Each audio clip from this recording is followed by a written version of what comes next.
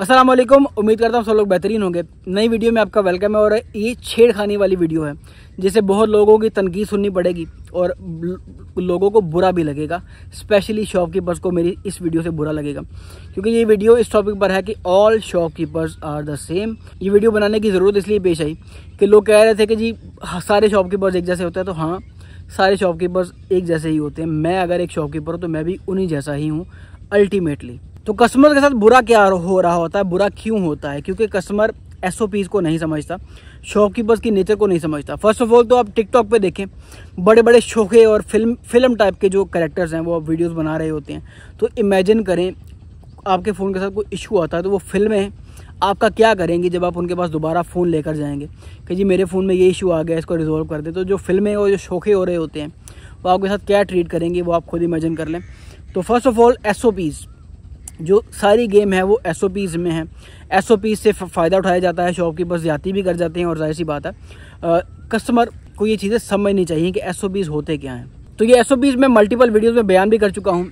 जो पाकिस्तान में मार्केट्स हैं 3-4 किस्म की जो हैं। पहली मार्केट है डिब्बा पैक की मार्केट। बॉक्स पैक शॉप से आपने फ़ोन ख़रीदा, आपको फ़ोन पसंद नहीं आया, आपकी वारंटी क्लेम करवानी है, या आपने डिब्बा खोल दिया और आप कहते हैं फ़ोन वापस लेना, तो शॉपकीपर उसमें कुछ नहीं करेगा। मसले की सूरत में शॉपकीपर आपसे कहेगा भाई मेरी दुकान है राणा मोबाइल फॉर एग्जांपल या बट mobile for example, company Vivo दी है, तुम वीवो के कोल जाओ।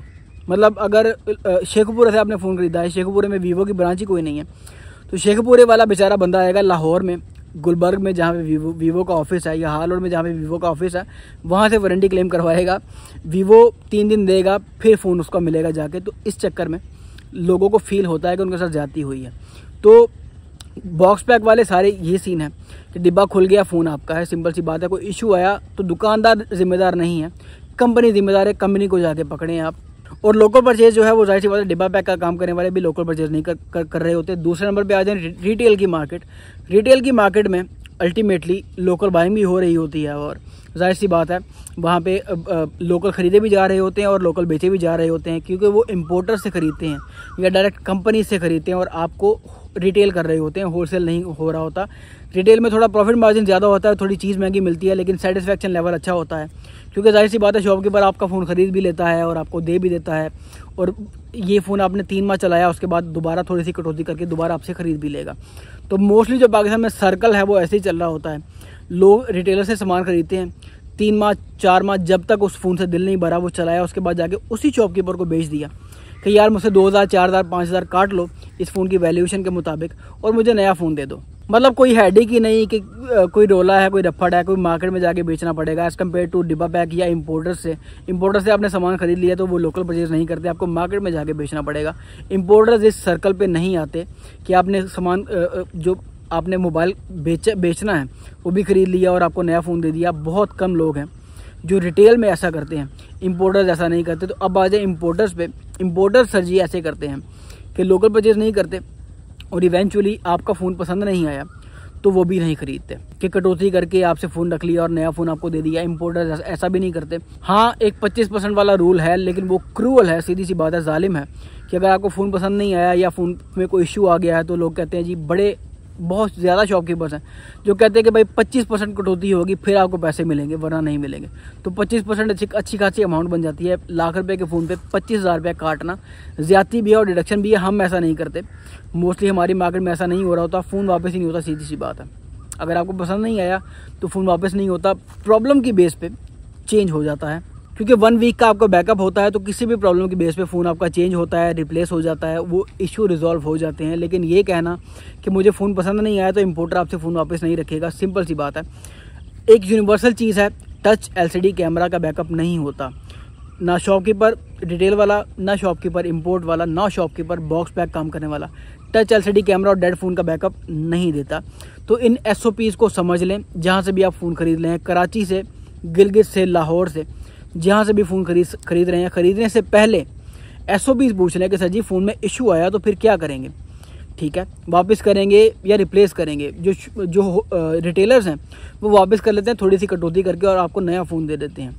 मनी बैक कोई भी नहीं करता, बहुत कम लोग हैं मनी बैक जो करते हो। मनी बैक कोई भी नहीं करता। फ़ोन के साथ फ़ोन चेंज होता है और समटाइम्स मॉडल के साथ भी मॉडल ही चेंज हो रहा होता है। तो बड़ी बड़ी गुडविल है शॉपकीपर्स की, हमारी शॉप की बड़ी गुडविल है, HF स्मार्टफोन की बड़ी गुडविल है। लेकिन इवेंचुअली जब आप इस जाल में आ जाएंगे कि आप SOPs के चक्कर में फंस गए, तो शॉपकीपर आपके लिए कोई हेल्प नहीं कर सकता। आपके फ़ोन में टच का कोई इशू आ गया, जैसे OnePlus के फ़ोन में लाइन का इशू आ गया, तो शॉपकीपर कुछ नहीं कर सकता। पिक्सल फ़ोन के अंदर पानी चला गया तो शॉपकीपर कुछ नहीं कर सकता। वाटर का बैकअप ही नहीं होता, वाटर डैमेज का बैकअप ही नहीं होता, सिंपल सी बात है। तो इन SOPs को समझना लाजमी है। जब भी फ़ोन खरीदने से पहले SOPs क्लियर कर लें कि फ़ोन के इशू होने की सूरत में क्या होता है। तो सबसे जो प्रोबेबिलिटी ज़्यादा है वो यही है कि फ़ोन के इशू की सूरत में फ़ोन आपका रिप्लेस होता है, ठीक है। सबसे कम जो प्रोबेबिलिटी है वो ये है कि आपको पैसे वापस मिलते हैं। पैसे वापस नहीं मिलते, मनी बैक गारंटी बहुत कम लोग दे रहे होते हैं, क्योंकि स्मार्टफोन का काम ही ऐसा है। तो हाँ, सारे शॉपकीपर्स जाहिर सी बात है इन SOPs पे चल रहे होते हैं, क्योंकि ये SOPs कंपनीज ने बनाए हैं, शॉपकीपर्स ने नहीं बनाए। एप्पल ने बनाए हैं, सैमसंग ने बनाए हैं, वीवो, टेक्नो, सारी कंपनीज के ये SOPs हैं कि उनके वारंटी कार्ड या क्लेम कार्ड पे लिखा होता है क्लियरली। जो बॉक्स पैक कंपनी था वो तो खैर इसका PT का भी बैकअप नहीं देती, तो क्लियरली लिखा होता है कि टच का बैकअप नहीं है, डेड फोन का बैकअप नहीं है, LCD का बैकअप नहीं है, पानी का बैकअप नहीं है, वाटर डैमेज का बैकअप नहीं है। ये सारी उन कंपनी से बनाए हैं। शॉपकीपर जाहिर सी बात है, क्योंकि एंड यूज़र को सामान शॉपकीपर्स बेच रहे होते हैं, तो इसलिए सबसे ज़्यादा टारगेट ही शॉपकीपर होता है।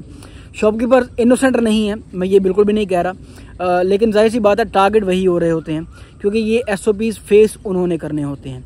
एप्पल फेस नहीं करता डायरेक्टली, पाकिस्तान में नहीं करता, इंटरनेशनली एप्पल डायरेक्टली फेस कर रहा होता है। पाकिस्तान में डायरेक्टली जो फेस कर रहे होते हैं इन चीज़ों को, वो शॉपकीपर्स ही कर रहे होते हैं। तो शॉपकीपर से भी मेरी रिक्वेस्ट है, काइंडली एक प्रिंट निकाल लें, अपनी शॉप पे लगा लें कि SOPs उस प्रिंट पर लिख दें, ताकि कस्टमर को खरीदने से पहले अगर यकीन नहीं भी है तो आपने लिख के लगा दिया है, ताकि कस्टमर पढ़ ले कि भाई ये SOPs है, ये फ़ोन की कंडीशन है। पाकिस्तान में बहुत मासूम लोग हैं जो फ़ोन खरीदते हैं, उनको पता ही नहीं होता IMEI कैसे निकालना है, फ़ोन को चेक कैसे करना है, कैमरा कैसे चेक करना है, LCD कैसे चेक करनी है, इन चीज़ों का पता ही नहीं होता कस्टमर को। तो लिख के लगा देंगे तो कस्टमर पढ़ लेगा, एटलीस्ट उसको पता होगा कि मेरे फ़ोन को बाय करने के रिपरकशंस क्या हो सकते हैं, इसके मुझे भुगतना क्या पड़ सकता है। भुगतना खैर कुछ भी नहीं पड़ता, ये एक डरावनी किस्म की वीडियो थी जिससे लोग डर भी जाएंगे, जाहिर सी बात है, लेकिन डरना नहीं है।